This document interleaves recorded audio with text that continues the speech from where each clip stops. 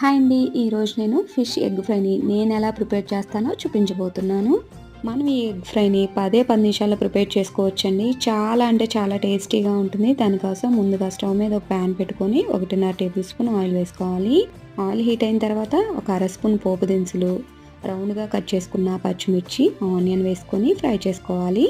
కొంచెం కరివేపాకు, పావు స్పూన్ పసుపు కూడా వేసుకొని ఒకసారి బాగా కలుపుకున్న తర్వాత ఈ ఫిష్ ఎగ్ని ఇందులోకి వేసుకొని బాగా కలుపుకోవాలి. ఇలా ఒక 5 మినిట్స్ ఫ్రై చేసుకున్న తర్వాత మనం నార్మల్గా ఎగ్ ఫ్రై చేసుకుంటే ఎలా ఉంటుందో సేమ్ అలానే అనిపిస్తుంది కదా. మా చిన్న పాపకైతే ఈ ఫిష్ ఎగ్ ఫ్రై అంటే చాలా ఇష్టం అండి.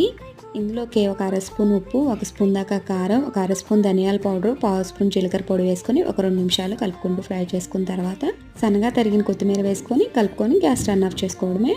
ఈ ఫిష్ ఎగ్ ఫ్రైని మీరు ఎలా ప్రిపేర్ చేస్తారో కామెంట్ చేయడం మాత్రం అస్సలు మర్చిపోకండి. దీన్ని మనం రైస్లోకైనా తినవచ్చు లేదా డైరెక్ట్గా అయినా తినవచ్చు.